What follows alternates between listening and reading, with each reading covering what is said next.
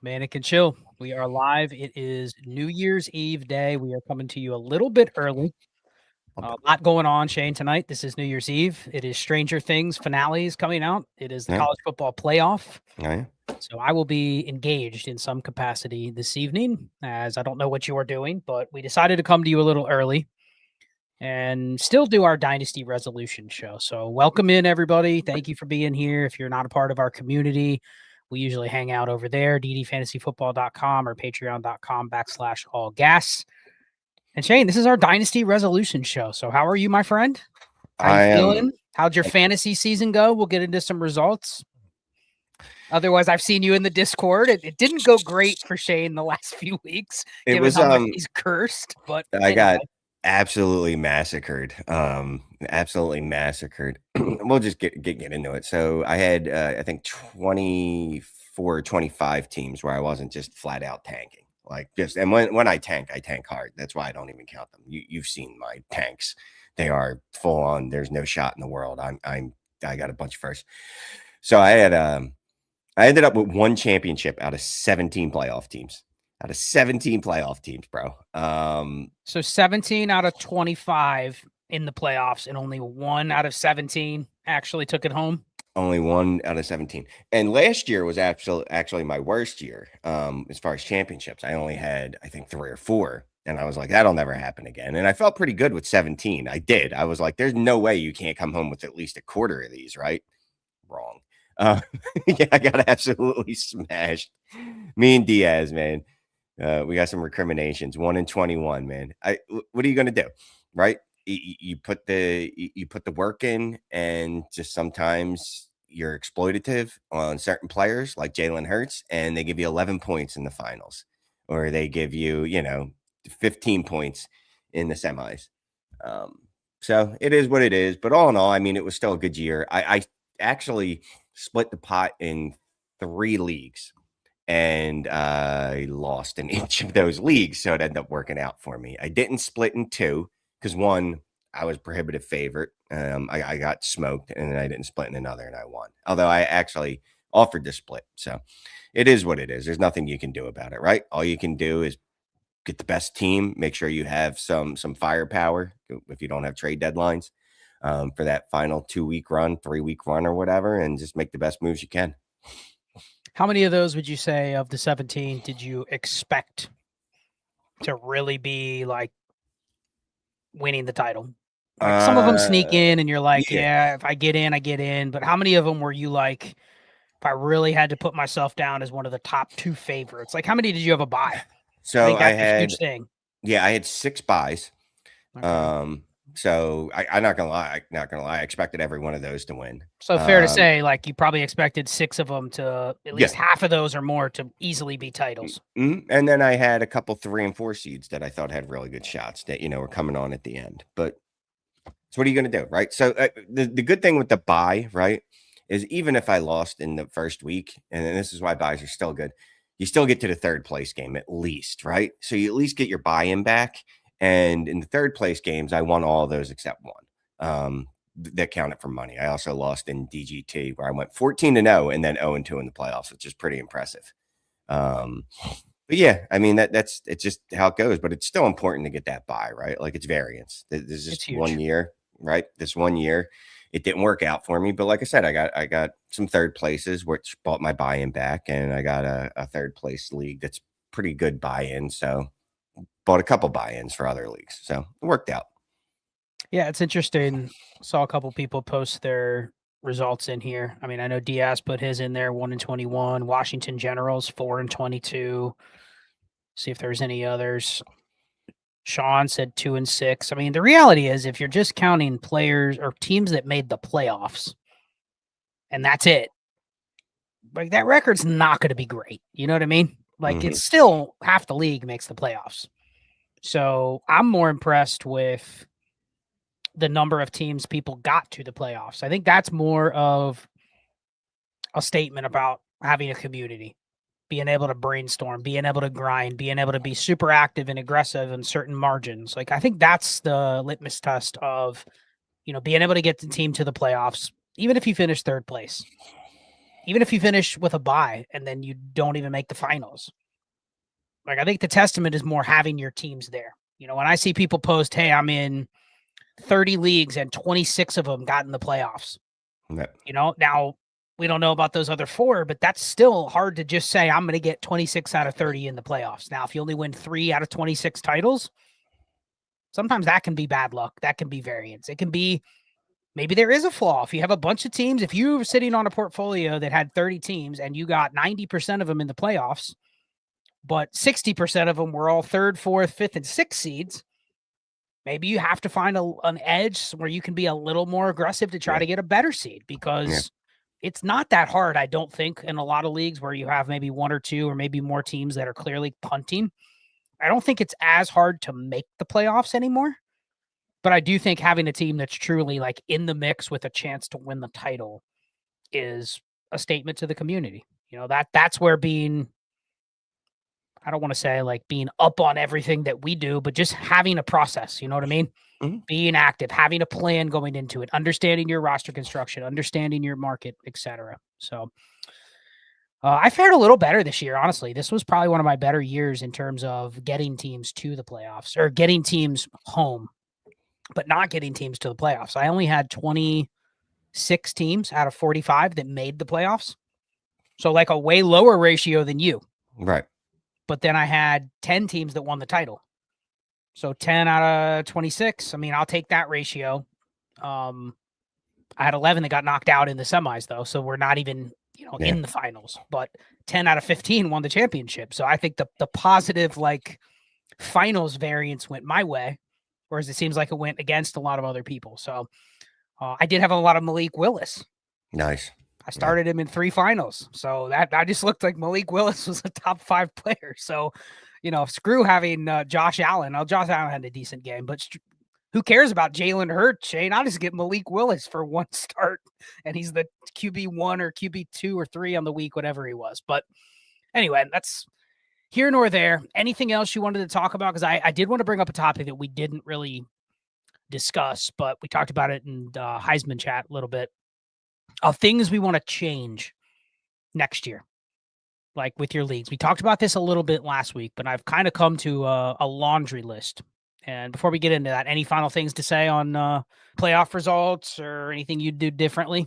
No, I mean, look, and I'm just looking at my results now. So I had 31 total teams, 18 made the playoffs. There was 9 design tanks, and then I ended with that title amount. So really, yeah, I guess your success is really what makes the playoffs, because the rest of it you can't control, but you can control the depth of your roster and I guess the pieces that you have to make deals. Although I traded for Christian McCaffrey in the finals and it didn't help. So sometimes God just hates you. So that's the lesson too, right? Someone said it in the Heisman chat, I think, or maybe it was the general chat. But either way, you should join our community if you haven't, because it's great.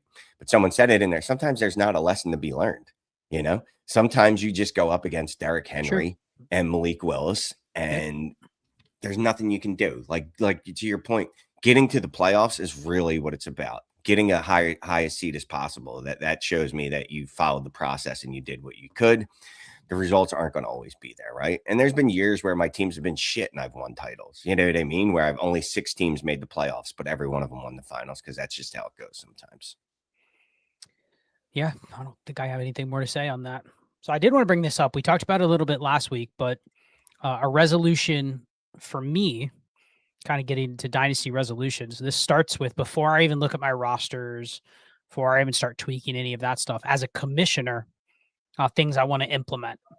And I've refined it a little bit. So the first thing is I am definitely going to take some time this year and probably use ChatGPT to go through and really hammer down my bylaws. I'm working on a template for Dynasty bylaws, where basically you just kind of input your league's information and it will rewrite your bylaws for you and do it in a way where things are clear, and make the statement at the end of the bylaws where it's like, commissioner can basically do what's best for their discretion, like make that even stronger. That way, not everything, because I'm in a lot of leagues, Shane, where like I don't even know the process of how to get something changed. Like, is it a vote? Is Yeah, it a yeah. majority vote? Is it the commission decides? Is it even in the bylaws? There are things that I think everybody would agree that it's obvious should be changed, but like if the bylaws say it has to be a unanimous vote, like are you even going to get all 12 people to pay attention and vote? You know what I mean? Like it should just be much more streamlined when you're talking about $100 league. Like the commissioner should be able to do stuff that's best for the league when it's small things. When it's things that aren't going to impact how anybody's built their team or how much anybody's paid or anything like that. But everything else, just really making it clear. I know you're in a lot of sleeper leagues. Sleeper, for what they are, it's terrible for things like bylaws because unless you have them like pasted or pinned or on a Google chat or a Google sheet that is pinned in the chat, like nobody even knows the rules. I have numerous leagues where I don't even know where the bylaws are. You have to like tag the commish. Hey, what are the rules? And that shouldn't happen. It should be pretty clear. So that's the first thing is go through and rewrite the bylaws. Any thoughts on that? Because I think it's important. This is the time to do it, not in July. You know what I mean? Yeah, no, I like that. We have right now, it's funny why it's important to make sure these things are hammered out. We have a league where our commish doesn't know what the buy-in is, which is pretty funny because it's in the bylaws. And if you look in League Safe, right, you can see how much has been collected, but he's not sure. And fairness to him, no one else is either. And no one else is even sure. Wait, did we pay for 1 year or did we pay for 2 years? You can't just look. Also, you can't even look at what's already been paid because no one knows what that amount was for. Right. People don't know if that's 1 year or 2 years. Now, you look at the bylaws and it says something. It says $200. But then a couple people think, well, we dropped the price later and made it 100. But we're not sure. What's even more fun about that is we have an orphan where a guy traded his picks, didn't make him pay. So we either have, and it's not even a great team. So we either have a $200 orphan with no picks, or we have a $100 orphan with no picks. But either way, I mean, $200 orphan with no picks is really going to be hard to fill. Like no one's going to pay for that. You might as well just assume you're giving that away. $100, you might be able to go half, maybe. But either way, like just not having the bylaws hammered out there, or at least, I guess, even though they're written, I guess understood. I mean, maybe there should be. I don't know, a poll at the beginning of every year going, do you understand the bylaws? Yeah, I don't know, Sean. What are your questions? Right. Is there any questions that you don't know that you would like make every manager think about it? And if they don't say anything, then if there's a problem later, at least you gave them an opportunity to speak up. You know what I mean? Right. Yeah. And, to Sean's point, not that any league you should have questions, but when it's $200 a year, yeah, maybe it should be a little more hammered out. We're not talking about $25 where the winner wins $115. It's the first place winner, I think, won 1,100. Like third place won 400, which would be either 2 buy-ins basically, or 200, I guess. So who knows? We'll find out though. It'll be nice to find out whenever that happens. It's a good question, Sean. What I'm going to do is I'm basically just going to say, I mean, I'm not rewriting the bylaws. Like I'm not going to change the rules per se. I'm going to just shore them up, put them in a format that's uniform for all the leagues that I commish. And once I get it done, I'll offer it to some of the other commissioners if they want to use it. They don't have to, but I just want it to be clear. Like the sections are cleared out. Everything's updated. I was looking at bylaws from a league, Shane, on MFL yesterday. Even in the bylaws, it said annual draft date is July of 2019. Like that's how long they've been sitting there. And, they still say playoffs are week 13 through 15 and it's, you know what I mean? Or 14 through 16. Like they're old. They just need to be refreshed. And this is the time to do it. And there's no reason not to use something automated to do that. But this question, I'm just going to tell the league I'm reformatting them. And I hope there's somebody in the league that's like, oh, you changed that and you shouldn't have. That means somebody's paying attention. You know what I mean? Most people don't pay attention, though. Like the commissioner could tell me this is the rule. I would have no clue. I would literally have to go look it up and to verify what they were saying. So hopefully people are paying that close of attention where if I do change something, they'll catch it. But I don't plan on changing the rules. I just plan on rewriting it so it's more clear. Everyone knows how the trade deadline works if you have one. Everyone knows how the payments work, the expectations for the managers, whatever it might be. So that's the first thing. The second thing is I'm really, really going to be adamant about making it so the two teams in the playoffs get in with points. I like it. Not just one. Like that. I know we talked about that briefly before, but I think it should be two, Shane. I honestly wouldn't even be opposed if you said outside of the two bye teams, everybody else gets in based on points. Like, is that crazy to go that extreme? Maybe that extreme, because then at that point, like I do like the sense of week to week, so that the season matters. Okay. So you do like the 2-2-2? Like 2 on buys, 2 by record, 2 by points? Is that good? Yeah.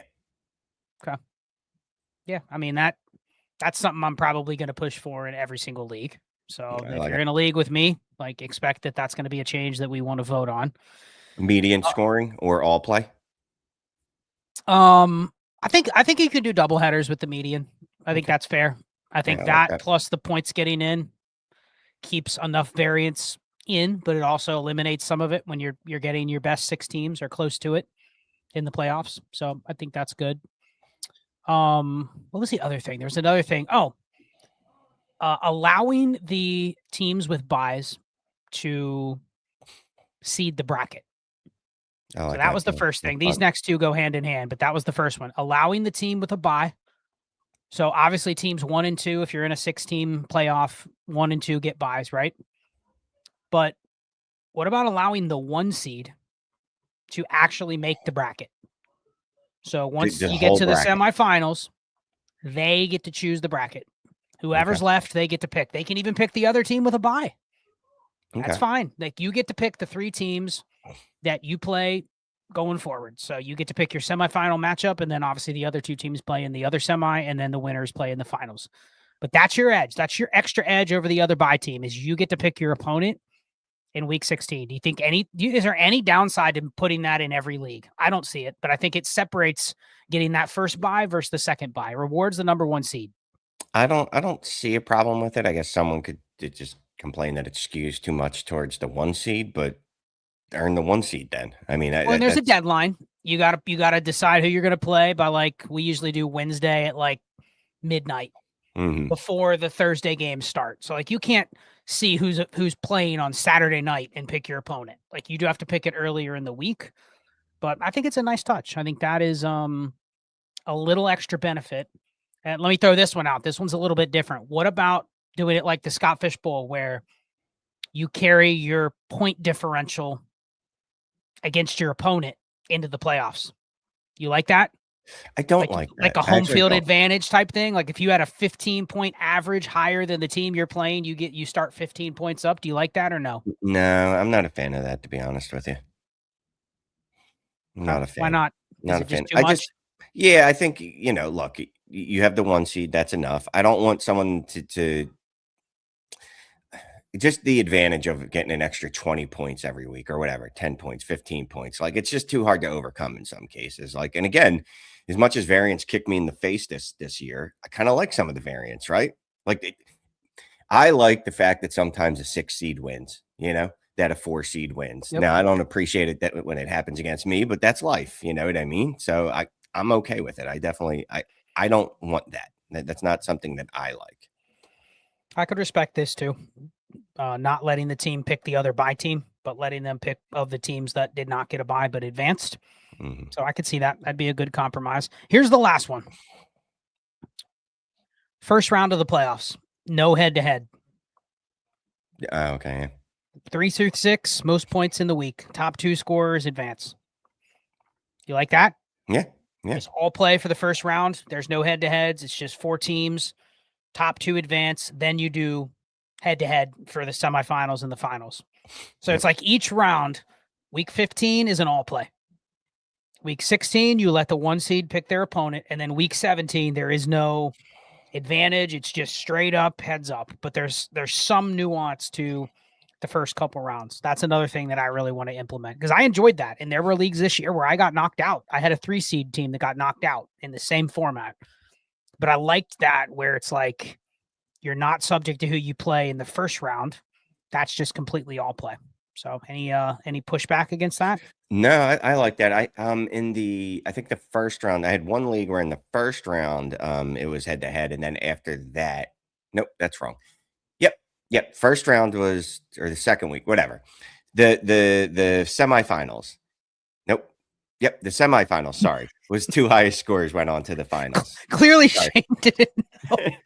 It was. That's what Shane it was. set his lineup and looked back on Tuesday. Did he advance? That's what it was. It's one of Sean's leagues actually, and I didn't realize it until I made the final. So I got my doors blown off in the semifinals by like 90 points. So I was like, oh well, here's the third place game. And then and even though Sean had told us, literally told us, literally like the day before, I was surprised to know that I made it to the finals. Yeah, I beat Sanford by like 0.1. Apparently the first and the second weeks are all play. So apparently I like it because it went well for me. I made it to the finals and then got my doors blown off again, but at least I split the pot. So no, I like that. I like that. So that's interesting. So it's basically only the finals is a heads up. Everything else is just you have to survive, right? Right. Okay. Yeah. And again, got my doors absolutely blown off back-to-back weeks by the same guy. So that was fun. Justin Spears. What do you think about this? You like that, or does that take the spirit away from the playoffs a little bit, where it's just most points in the playoff weeks wins? I like head-to-head a little still more. I want some head-to-head in there. Yeah. Yeah, Yeah, you're right. I love head-to-head, right? Because if it's not head-to-head, it's not straight up, then just make it Rostisir. Is that what it is? When it's just straight points. Rotisserie. Yeah, there you go. Yeah, Rostisir, sure. Rastafarian leagues. Dude, you're lucky I know what rotisserie is, because I think most people would go, what the hell are you talking about? You talking about chicken You leagues? completely butchered that word. You give away chicken and then you smoke a blunt. Listen to Oh some my reggae. God. But no, yeah. What's it? Rotisserie? Rotisserie? What is it? Rotisserie. Rotisserie. Whatever. That. No, I like head to head. I do want some head to head in there, man. Aloha Panda, definitely. Rastafarian leagues. Oh yeah, let's do it. I like this comment from Chaffee. If there wasn't variance, why would we play? I mean, Right. you're right. I think there's so much we already can't control about the NFL, and then we set up these constraints in a league that has some rigidity, and then there's other things where we're like, we don't want any rules. We don't want any deadlines. We don't want any limits or anything like that. We want it to be median scoring or all play or whatever it is. So there's always a fine balance of how much variance can you control for, how much do you want to eliminate, how much do you want to just let ride, because it is more fun when it is the unknown, when anything can happen. I mean, there is a level of that in real sports. You know what I mean? Yep. Like things that pop up that you can't control for week to week. So yeah, because if again, yeah, to that point, if you didn't want to actually play the games, well, then just get a grade after the draft, and there's your winner. Every year, all right, I have the best team. That's it. According to Yahoo, my team's the best. So we're done. I like this one from Cody. Worcestershire. Worcestershire meets Rotisserie. What you initially said was closer to that. Oh man, that is good. Hey, here's something that I'd like to resolve to do is find another service than League Safe. They're getting us. Yeah. They're getting us to hold the money. They're getting us to take our money back. They don't allow you to just they make you put in your bank account information every time. It doesn't store it. Why can't you just use the card that I know you have? Because you're charging me from it. The service sucked the last 3 days. Everybody likes to get this done before New Year's. Everybody wants the commissioners want to roll their stuff over. They want to pay people out. You're not getting league votes. You're not getting messages. You have to vote repeatedly for people to get paid out. I was in one league where we had to do, I think, 3 different votes to get 3 people paid. It's if you're going to charge that much, your service should be flawless. Like I bitch about Sleeper all the time. Sleeper's free. You know what I mean? Like, so I'm not going to go on a rampage against them. Do I wish the service was a little better? Yes, I do. And actually, Sleeper wasn't that bad this year. But League Safe, if you're going to charge all that money, then your service should work, no doubt. And if it doesn't work when it should work, then you need to issue refunds to people. It's that simple, or a credit or something. I mean, obviously, this was the busiest week of Sleeper's year. So I do understand a little bit of the, it's a little slow or whatever. Now, they should also know this is the busiest week of the year. So you should be prepared for this week to have the most customer service, beefed up servers, you know what I mean? Like whatever you have to do. I don't even know what their protocol or whatever that might be. Maybe they do, but I do agree with you. Now, I will say they do have options in there that you can make it easier. They do have options where you can change your payout methods. They have options where the commissioner can just approve all the funds without needing a vote. Now, nobody does that because that's the whole purpose of League Safe is you don't want that to be done, because if it did, everybody would just Venmo me. And I am starting a new service. It's called Shane Safe. I'll put my Venmo out there. You send me money. There's a relatively good chance you guys will get it back. Shane will spend it unwisely. I'll invest in crypto, cigarettes, and Dunkin' Donuts, and we'll make a profit on it. Don't worry about it. But anyway, I'm sorry. Well, I do think I'm in, I think 7 or 8 leagues, but the same commissioner. And I know he commissions 100 leagues. I would trust him to just pay out the money. We don't need to vote. You know what I mean? And that is an option on League Safe. I think 99% of people do the majority vote or the majority approval. So you do have to get the, whatever is more than 50% of the people have to click yes, which is just. Now, here's the thing. The funny thing is, do you even read them, Shane, or do you just hit yes? No, I do. Well, I mean, like, did you go through each person's payout and make sure it's the right person? Or are you just assuming what the commissioner absolutely is not correct? I'm assuming I'm just yes, approve, delete the email. If you're wired like me, it's approve, delete. So the only time I'll eyeball it is when there's only one payment, and I'm like, oh, I didn't know this was winner take all. Or if it looks like, hey, how did the commission win 4 straight leagues? Let me go take a look at this. You know what I mean? Like, this guy commissions 4 of the leagues that I'm in, and he won every one of them, and it's a single payout. That's weird. But outside of that, no, I'm actually trusting whoever the commission is. Well, you know what I'm trusting? The other 10 people in my league to pay attention. It's not always a great idea. But that's like the bystander effect. You know what I mean?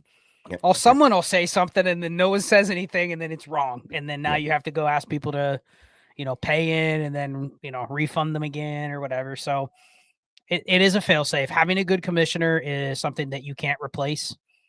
But I do think League Safe would just tell you, Shane, there's an option where the commission can just approve the funds. They don't have to get people to vote. So they're probably not going to have much sympathy for that part, but I get you. My understanding, though, is it's very expensive to operate League Safe because there's a reason Sleeper doesn't collect the money, because there's a lot of regulations and red tape you have to go through to be able to accept the money. You know what I mean? Take payments from all these different states and stuff. So that's the reason why there's not probably competition for it. So it's one of those, like, you're just stuck with it because there's no other alternative. And until there is, then, I think you just got to continue to push on. So what else is on your mind? Any other dynasty resolutions? What about managing teams, approaches to team builds? Any of that you're like, I want to do this different because I continue to make the same mistakes? No, I think I did a better job this year of, like, a couple of things I wanted to do is not be so fixated on rostership numbers, right? I wanted to be a little more okay with going, okay, it's okay to have just 2 of these guys. It's okay to have just 3 of these guys. I don't need, I do have some players I'm still over 20%, but I don't need, 15 players where I have over 25%. So let me redo that. I was better at not hyper targeting specific players, but unfortunately I did have more of players that were hyper targeted, if that makes sense. So I might have had less players that were at 30%, but I had more players that were like 20%. So like I had more like a Gibbs, Hurts, I don't know, like 3 other guys where I had like 25% in each league.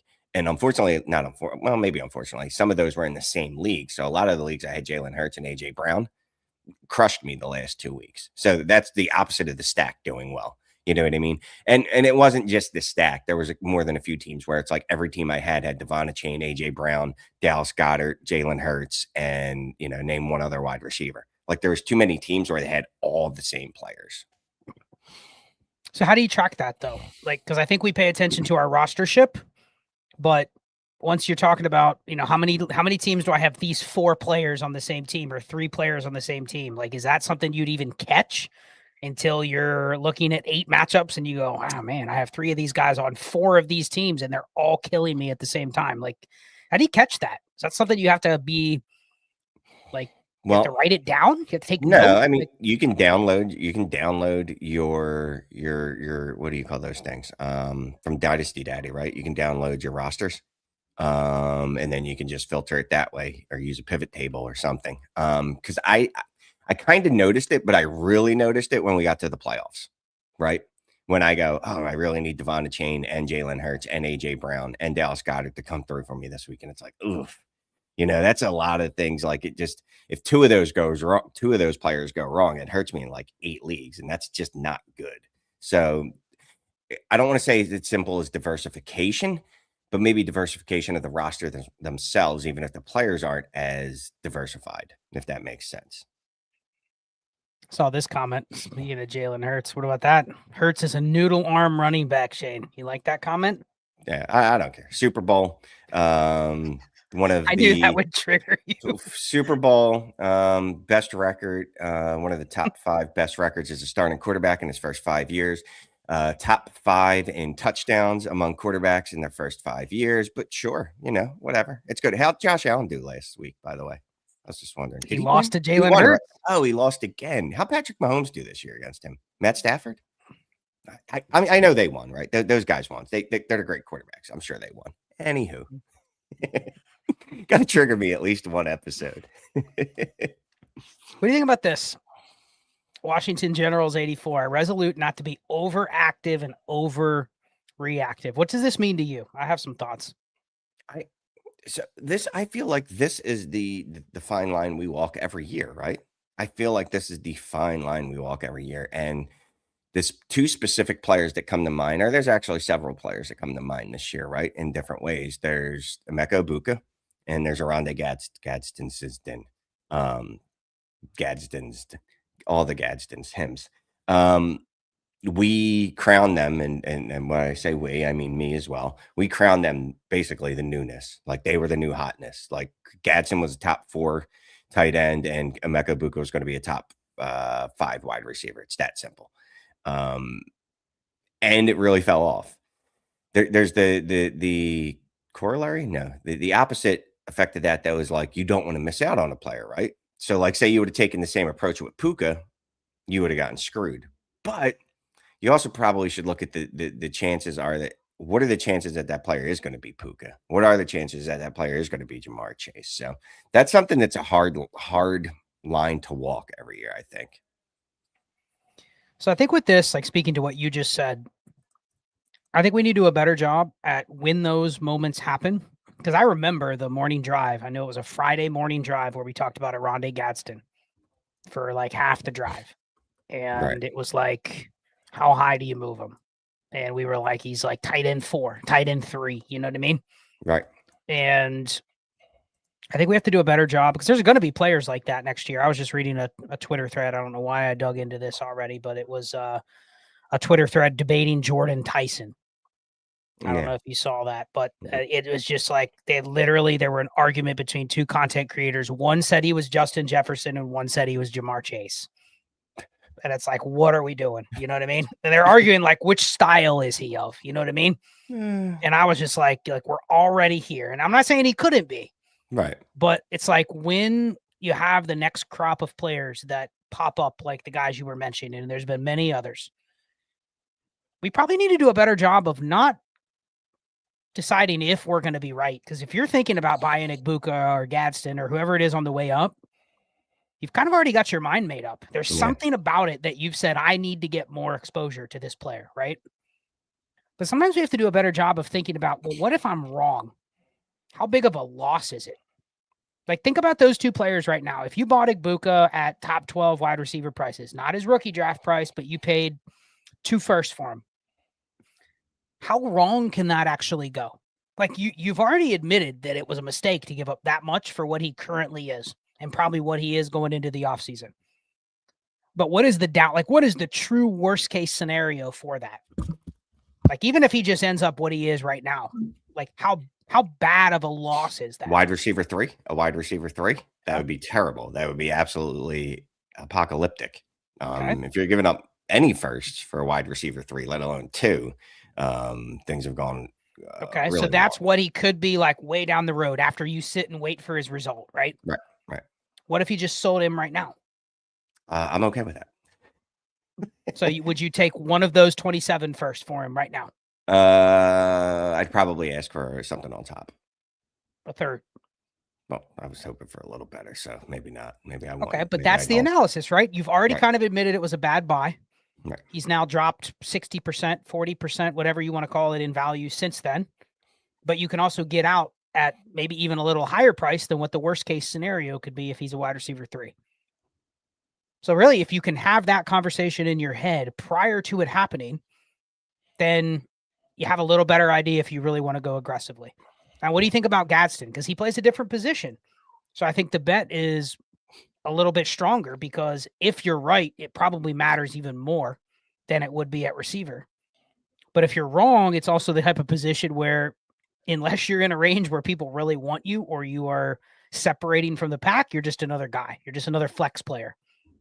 So like that was one plus. One was a first round pick. One was a 5th round pick that did not have the same belief coming into the season. So I think going through that analysis of not what if I'm right. Obviously, if I'm right and I bought at 70% of what the future value could be and I found the next Puka before he was Puka, like, of course, I'm taking victory laps. But what if you go through it and do a better job at thinking about what if I'm wrong? And what is the net loss if I'm wrong? Because some players, when you're wrong, they just go to 0. You know what I mean? Quickly. Oh, that was, I paid a second for this guy was getting hyped. Dante Thornton paying seconds for him in the preseason, remember? Mm-hmm. Like he just is a flat out cut. So like that went to 0 within half a season or less when it was clear that he wasn't going to play any sort of role at all. So I think doing that analysis makes you a little bit of a better player, even if you're thinking you're going to be right. When you're not, you at least have a backup plan, and it's a plan that you've hashed out. Like, okay, like now I'm going to sell Igbuka. If I can get a first and a second, like I'll sell him and I'll be okay if he completely burns me down the road, because you're continuing to do that analysis over and over. So how much Igbuka do I even have left? Let's just see. No, just 2 leagues. Just 2 here was leagues. one that I wanted to bring up from Wow. What is it? Phil Keeb 5554. Hopefully that's right. Did you notice this too? A lot of teams with the best quarterbacks just didn't win. The teams that won were like Brock Purdy and Tyler Shuck or Kirk Cousins. Jacoby Brissett, Tyler Shuck. I had a team. I won 2 titles with Jacoby Brissett and Tyler Shuck. I want a league starting Matt Ryan, but that's because I was up by 6 and he had no one going, so I started Matt Ryan. But anyway, neither here nor there. Anyway, I was gonna say like what? Anyway, like I had teams where the quarterbacks just didn't matter. You know what it mattered, and they just didn't kill me. Yep. If they just were quarterback 16 on the week and quarterback 13, I was fine. Like they didn't have to carry me. Does that make you rethink? We had a long discussion, and I just put out the roster construction series on quarterback this week. We had a long conversation on quarterback team building in Heisman the other day. If we did a startup, like maybe we'll do a mock startup here in the next month or so. We did a startup today. How are you investing in quarterback? You don't draw a top 3 pick. How are you building it? Like, what's going to be your approach? I'll grab quarterbacks in the 3rd, 4th, 5th round, 7th, 8th. I'll pile up quarterbacks later. I don't know that I want to hyper invest in a position that doesn't have a bunch of difference makers. That's, I want to get the difference makers. So if I can get the difference maker at 7 and it's a wide receiver, well, why am I going to instead spend it on a quarterback that is no different than the QB 12? I can get the wide receiver 1 or 2 at that point. So why would I spend something again on a player that could be, I could get the QB 12 and get the same production 4 rounds later, 3 rounds later, 2 rounds later, whatever it is. We talked about that a while ago where it's Josh Allen, right, this year. And outside of that, there was only a couple guys, I think, within 20-point range. But Josh Allen was pretty far ahead of the other guys. So I'm not going to hyper invest in a position that the fruits aren't there, unless I get Josh Allen. I'm probably not going to hyper invest. I'm not going to pay, I'm not going to draft Trevor Lawrence at 11 overall just because he's the QB 7 this year. What's crazy is Brock Purdy after playing 8 games, is now the QB2, but it's 21.5 points per game, which is historically pretty low for a QB2. Last year, I think Burrow and Mayfield were there, and they were like quarterback 4, 5, 6. So like it's clearly depressed at the top this year. But at the middle, Shane, it's actually moved up. The median average of quarterback scoring has been the highest that it has been in 4 years. So if you're looking at quarterback, let's just say the lower end of the QB1s to the, I don't know, call it quarterback 9 through 20, that range is actually elevated. So you have the top coming down, you have the middle coming up slightly, which that just kind of goes hand in hand with what that comment was. Like, I don't need the elite quarterbacks because the quarterbacks in the middle are actually helping me more relative to the position than they did in the past. So it makes it interesting. Like right now, guess where the first quarterback off the board in the 3rd round of a startup, according to Keep Trade Cut, is right now. Take a guess. What number? Quarterback what? So you're in the 3rd round of a startup. I'm using a 1.75 premium on Keep Trade Cut. Right. You're in the 3rd round of a startup. What quarterback is off the board in the 3rd? Like how many are gone by pick 25? Pick 25. I'm going to go with 12. Close, 10. Yeah. Okay. So Jackson Dart is currently quarterback 10, and he is at 3.03. So between the 3rd, 4th, and 5th round of the startup, you could get anywhere between quarterback 10 and quarterback 17. So I think you can pull it off this year. I think the key is understanding which ones you want to bet on, because you could conceivably. Now, I think Keep Trade Cut is a little low on quarterbacks. I bet you if we did a startup today, there would be more than 9 quarterbacks that go in the first 25 picks. You know what I mean? People just get a little antsy about, they want to take at least one, probably leads to more going off the board. But you could conceivably say, I could draft 2, what you hope is elite skill players, and then get quarterbacks and still end up with a QB room where you're like, hey, my quarterbacks are Justin Herbert and Baker Mayfield. And both of them could run hot, right? They could both have a top 12 season next year. And you're like, I didn't need to invest early at all. That's, I think, my early approach on how I'm playing it. Now, the other alternative, and this is where the roster construction series comes in. If you haven't listened to it, it's on DD Radio. Download the pod feed. What I said about those middling quarterbacks, the QB2s, that actually means that like the replacement level quarterback has actually come up too. So what do you do if you have the 101 in a startup and you can't trade back? How are you building your team if you're picking Drake May or Josh Allen at the 101? Like you're forced to pick. And I think those guys still are the best pieces to pick. Yeah. If you already have one, what are you doing after that? Because I think that changes how I would build the team. I'm not taking Bo Nix in the 3rd. No. I'm not taking Dak Prescott in the 3rd. You know what I mean? I don't need to. I'd rather even go more gross than that at quarterback. But what are your thoughts? No, I mean, I'll go get Tyler Shuck in the 4th or 5th round. I'll go get I think you can get him later. Yeah, I think you can go in the, I mean, this is gross. You can get JJ McCarthy in the 7th round and just if he's just average. There you go. Him and Josh Allen combined should be a above average quarterback room, even if he's bad. You know what I mean? And I'll go pick up Malik Willis later in the draft. I'm fine with doing that. You know what I mean? If it was, I don't know, five years ago or whatever, when there was, more quarterbacks giving me 22 to 25 points per game, there was a solid like 8 of those doing it. Maybe I'd do that back to back. But when there's a bunch of quarterbacks in that 16 to 19 point range, I'll hold off and grab one of those dudes later. Cause there are a bunch of choices. I'm just looking like Tyler Shuck is, this can't be right. That's quarterback. Never mind. He's quarterback 26. Yeah. I could get him much later. JJ McCarthy, quarterback 24. I can get him much later. I'll stay away from Bryce Young because he's a poison pill. But you know what I mean? Like there's guys that I can pick up: Mac Jones, Jacoby Brissett, Malik Willis. There's a bunch of guys you can pick up later in the draft that'll have some utility. So this comment: quarterbacks regressing again. It's a running back driven league. Yeah, I think that's an interesting one. We were looking at the trends this year. So like passing is not that much down in the NFL. Like we were looking at passing plays per game and running plays per game. Like it's basically the same as it was the last 2 years. The difference is there's the overall plays are less. It's like a play and a half per game, less per game this year. I think that's probably because of the kickoffs. Like teams are just starting a little bit closer. So if you just think about like every game has maybe 1.5 less plays per game, but it's really just maybe we're at a point where the quarterback play is worse and the running back play is better. So it's not that teams are trying to pass less or run more, but the results are more skewed towards the running backs being better because currently they are better in the league. So Sean says, if I don't get a quarterback, it's the quarterbacks in the 5th, I will target. What do you think about that? Just punting quarterback entirely and going outside of the top 20, and that's where you get your 2 starters. You think that's too risky to do or no? Not if you get a bunch of them, right? Because that's kind of the approach that we took in a lot of leagues, is where you just got just gaggle of them. You got Joe Flacco, you got Aaron Rodgers, gaggle. Joe Flacco, Aaron Rodgers, Marcus Mariota, Bryce Young. You know what I mean? Like you had 6 of them, so you just need 2 of them to come through for you, and you were able to do that in a lot of cases.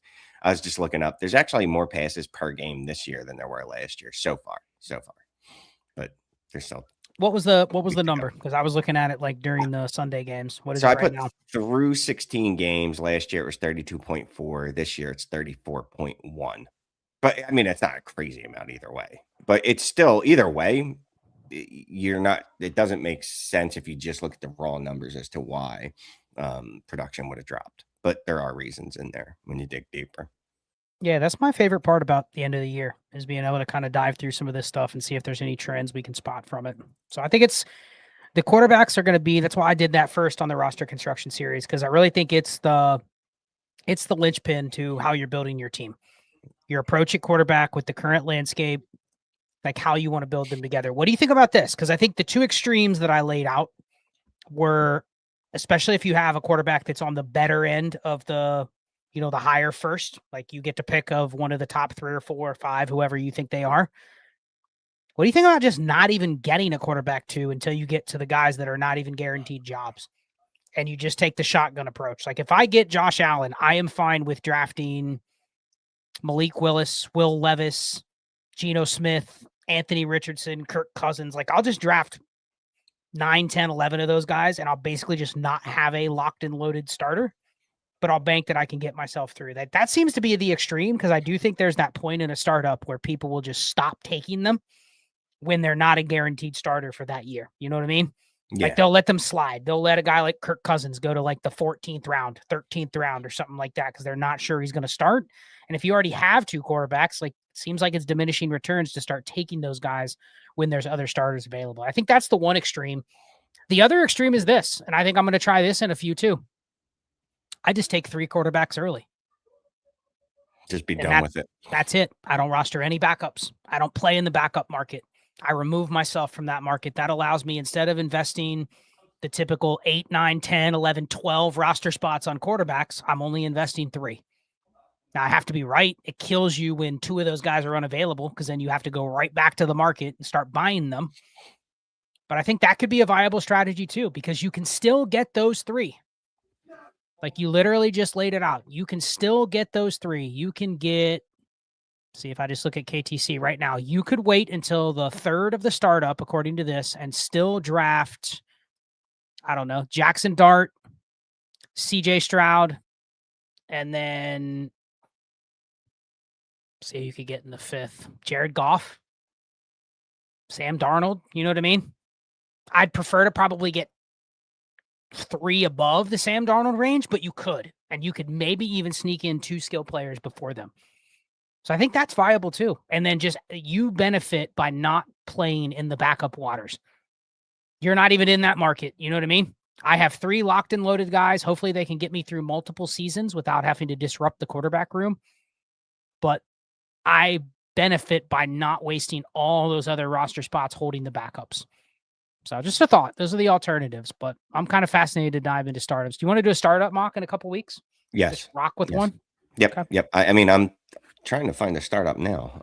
I left my one MFL league that I was not a fan of. So I have an opening. Oh, you're trying to find a new one. Yeah. I'm going to be very particular, but yeah. I need some PPC, kick return points, fun stuff. Okay. Start 3 running backs. Here's one. I'm learning the higher tight end premium, the more fun the league is.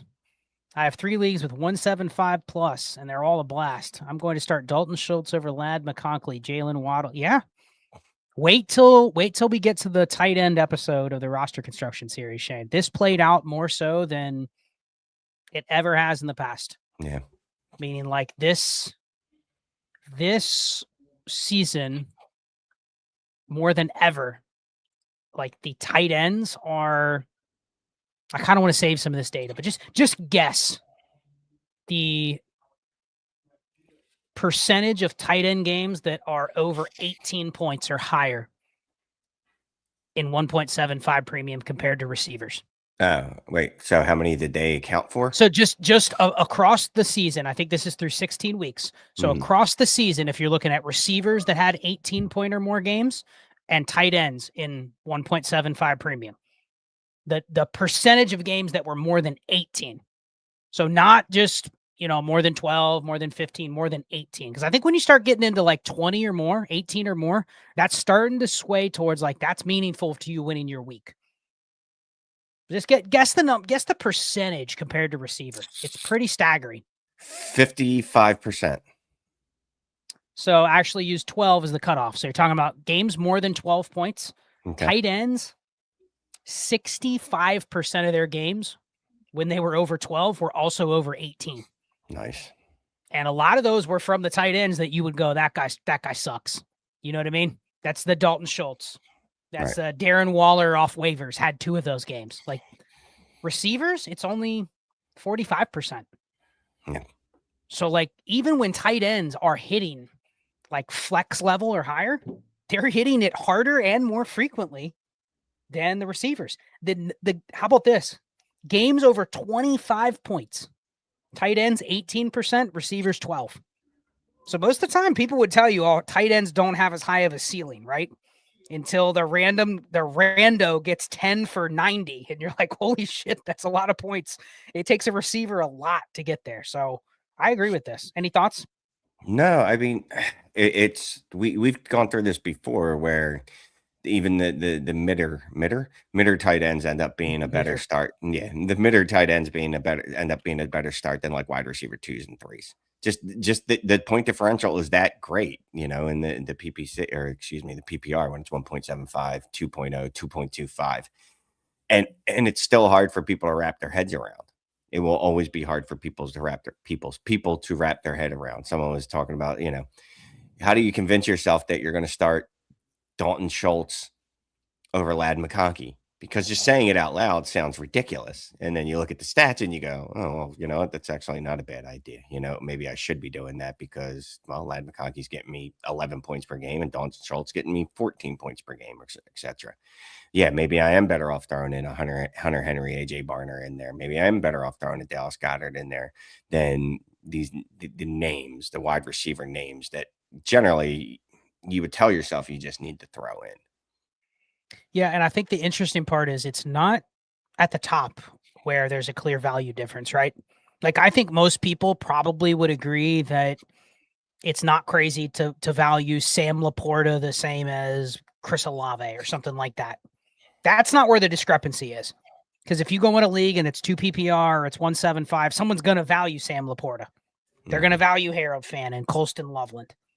Where the money's really made is when you get down into the flex range, Shane. Like somebody is still going to value Jalen Waddle really high. But then when it's like, what do you want for Hunter Henry? Like, I can't even get a second. And they're literally the same player. As long as they're both playing, they're basically the same player. And some of these tight ends, like you look up and it's like the tight end prime is like age 29. You know what I mean? Mm-hmm. So that's where the hack is. It is going into it, knowing who those tight ends are that you want. And sometimes they pop out of nowhere. A guy like AJ Barner is a perfect example. Like nobody would ever look at his profile and say he's a good receiver, but it doesn't matter. As long as he's on the field and he gives you 55 catches in a year, he's going to be a wide receiver 3 just based on that. And if he runs into a season where he has 70 catches, 10 touchdowns, his offense is better than you think. Like he's producing like a top 15 receiver. And you literally found those types of guys for free. So I really think it's not trying to upgrade at the top in these premium leagues. It is valuing the guys that the market hasn't quite caught up on. And it just that the lower end tight end. I mean, if I ask you, Shane, what do you think about AJ Barner? Just without the format, you'd go, he probably doesn't have a ceiling. He doesn't matter. which is technically correct until you get into one of these leagues and you're comparing his value versus Devontae Smith. And you're like, man, but they scored the same amount of points. Then what do you do? Like, there's a clear gap there in terms of where you're holding your value. So I love that comment from Aloha Panda. I think that's one of the blind spots. So if you can find yourself getting into some of these 2 tight end leagues or two tight end premium leagues or 2 PPR 1.75, like there's usually a blind spot there. You have a comment on Kincaid, or you just like that comment?